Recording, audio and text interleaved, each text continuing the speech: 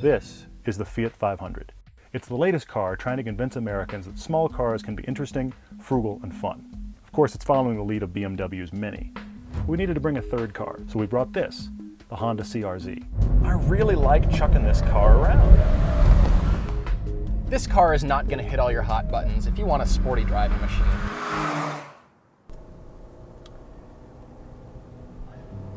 The Fiat 500. I've been wondering about this car. This car's been in Europe for a few years now, and here it is, the reintroduction of the Fiat brand to America. The last time Fiat sold cars in this country, it was the Reagan era. You can get into the base Fiat for about $15,500, which is pretty affordable. This sport model like we're in starts at about $17,500, and tricked out like we're driving it, it's $18,500. This car just feels whimsical, like the Mini did when it first came onto the market. I have no doubt that Paul and I are going to wear out words like cute in this interview, and I'm apologizing now because I suspect we're fully going to overuse that word.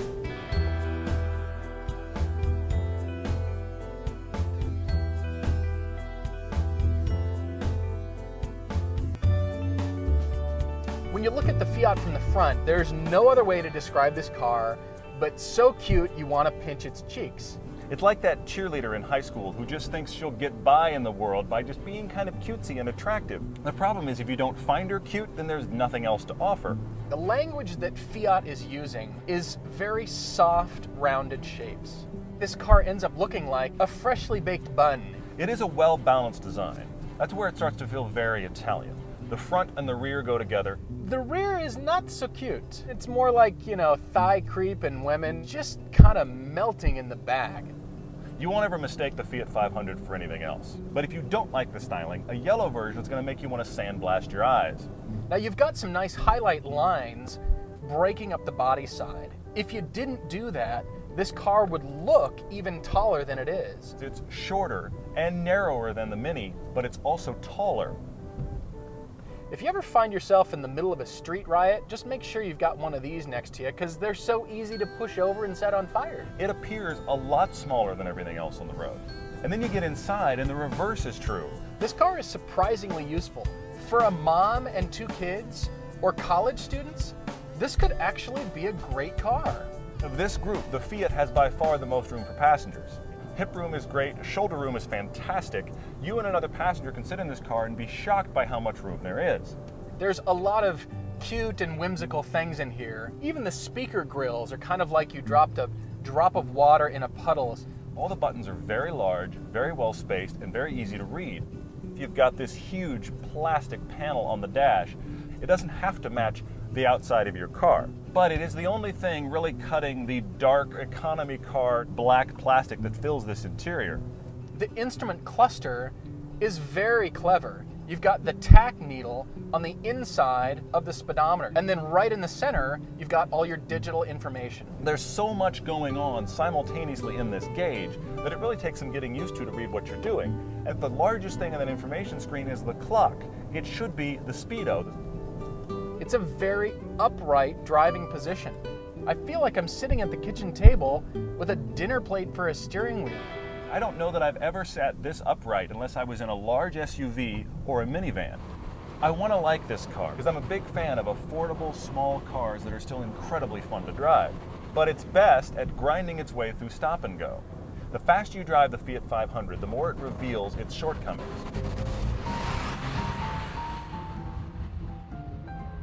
Because this wheelbase is so short, I would expect this car to handle pretty well. But the big compromise here is it's got soft suspension. So when you chuck it into a corner, it's vague. You can drive the Fiat fast through corners, but you have to prepare yourself. You got to lock your knees off against the door and the center console and brace yourself. The car is not going to do it for you. Because you're sitting so high, there will be plenty of body roll. Find yourself in a decreasing radius corner and the Fiat's just going to keep tipping, kind of like a yacht, which makes sense because I'm sitting at a boat tiller. Here's a corner. Fiat meet corner. The wheelbase is so short that you feel everything, but unfortunately I don't mean that in a good way. When you drive along at 80 miles an hour on the freeway, this car vibrates constantly. Kind of like riding a unicycle over a washboard. You might want to consider checking the option box for the upgraded Briggs & Stratton lawnmower engine. It's not like you're standing still. You can do everything you need to do, but you better get very accustomed to the stick shift if you want to grind any power out of this vehicle. The engine is actually really easy to launch. In fact, it's perfect for a commuter crawl. You're going to find yourself rowing through the gears all the time in the hopes that the car somehow is going to get faster. I hate to say this, it's just not. Now I know there's going to be the Abarth version coming out, and it should have more power, but it just feels like clown music. Come on, little engine. You got it. You got it. There you go. It's a hill. Now there is a sport button on the dash, and Paul and I are debating what it really does. On, off, on, off. Nothing. It's kind of like that light switch you find in your house and you keep flicking it and it never does anything. I'm kind of expecting something to happen. I mean, if you've got a button, you should do something, right? Well, wait, it does actually turn on the sport light on the dash.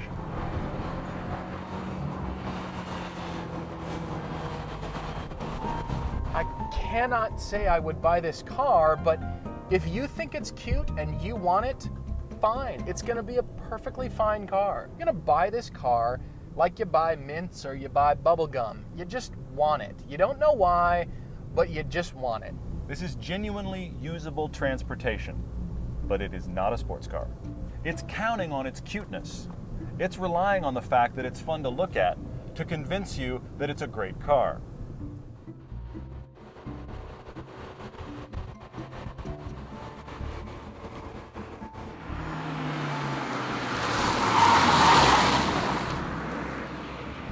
I had no bias today. Is that because we didn't bring any German brands? Well, this is kind of German light.